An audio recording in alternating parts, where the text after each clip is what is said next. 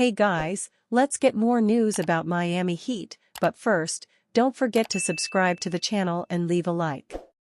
Jimmy Butler ignored former Heat teammates and coaches after blowout loss in return game.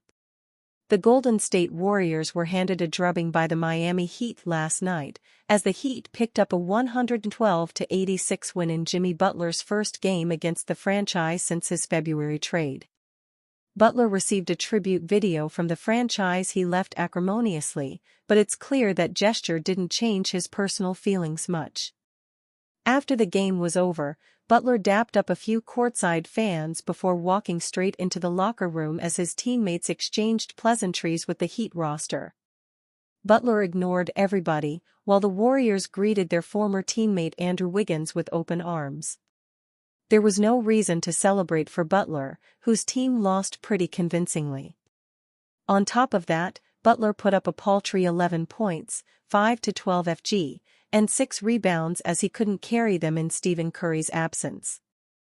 The atmosphere didn't reflect the homecoming of a franchise legend, but the Heat definitely played with a lot of intent and desire to pick up this win tonight. This momentary win for the Heat can't take the sting out of the overall disastrous season the franchise has had. Even though the Butler trade saga distracted them for the first few months of the season, the team was a top 6 contender, even with Butler playing with reduced effort or on suspension. The Heat only won 4 of their first 21 games after trading Butler, going through an 11-game losing streak in that stretch, which has condemned them to the play-in tournament. Their 31-41 record this season won't feel like a win under any circumstance, even though they won this matchup.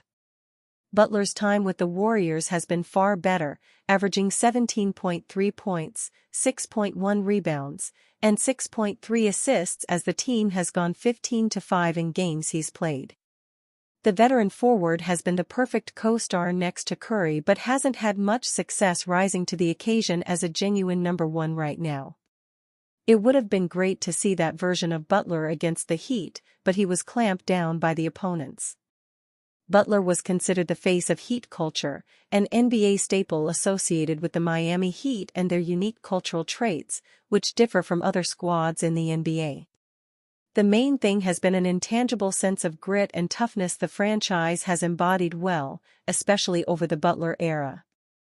It was during this era where the Heat themselves and their partners started talking about their culture more than fans did. As a result, the term is thrown around a lot now. Butler commented on Heat culture, calling the term overused. There was some foundation to it in the sense of the work and all that stuff, which is great. I'm not saying it in a bad way, but I think it's a little bit, like, overused talking about the Heat culture. It is a great organization. But I think a large part of that culture is you get guys that buy into a winning mindset. You get some guys that buy in, you get some really good players, and you get the opportunity to talk about Heat culture a little bit more. I'm not saying it to talk down or anything, but I think whenever you have really good players you can name it whatever you want to name it. Butler averaged 21.0 points, 6.0 rebounds, and 5.7 assists in 316 games with the Heat. He played 5 seasons and made 2 NBA Finals, with the championship being the only missing accomplishment from what was a great run with the franchise. Shaq had weird reason for why Jimmy Butler, Warriors got blown out by Heat. Jimmy Butler made his return to Miami on Tuesday night as he and the Golden State Warriors got blown out by the Heat, 112-86. The 35-year-old guard spent 6.5 seasons with the Heat before being traded to the Warriors last month after a very contentious final few months with the team that included Butler being suspended. Butler had a rough game against his former squad, scoring just 11 points on 5 of 12 shooting. Shaquille O'Neal weighed in on the bad night for Butler and the Warriors, saying on TNT that the team spent too much time in Miami before the game to be ready to play at a high level. It's hard to hold a grudge for 5 days in a place like Miami, Shaq said. If I arrive on a Monday and we play on Tuesday, I'm still upset. But you arrive, you chillin', you go to your house, you got prime 112, you in the boat, Steve Kerr is a player's coach, he's gonna give you 2 days off. Jimmy wanted to play great, but obviously they were flat and they had too much fun in Miami. 5 days in Miami? Concentration is at 0. Period. For any team. The Warriors played the Hawks in Atlanta on Saturday, so they were likely only in Miami for 3 days. That still might have led to their struggles, but Candace Parker made a better point about why the Warriors, who were without a banged-up Stephen Curry, played so poorly. They have the worst offensive efficiency in the league without Steph Curry on the floor, Parker said on TNT. So I think Steph not playing impacts it all. They need him to get right and get healthy.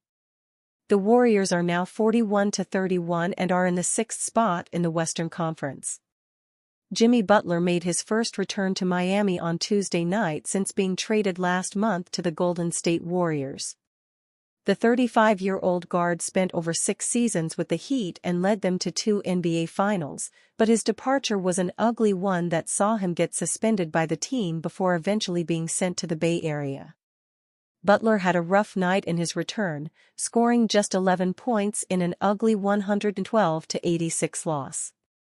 But he did hear some cheers from fans, which left one ESPN analyst embarrassed by their actions. Bobby Marks went off on the fans during Wednesday morning's Get Up.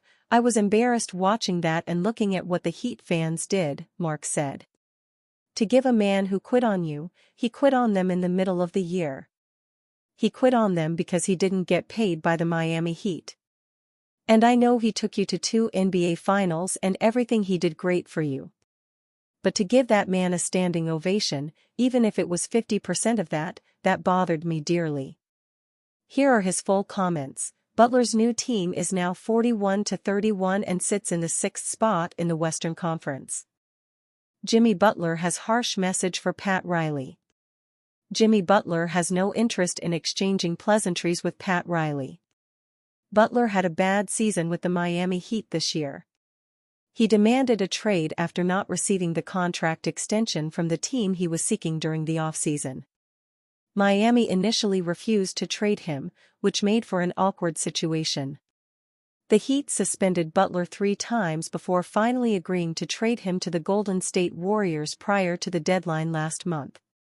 Butler clashed with Riley and still is upset with the longtime Heat executive. TNT televised Tuesday's game between the Warriors and Heat in Miami, and reporter Taylor Rooks passed along a tough quote Butler shared regarding Riley. "I have nothing to say to Pat, and Pat better have nothing to say to me," Rooks says Butler told her. That is a rough quote.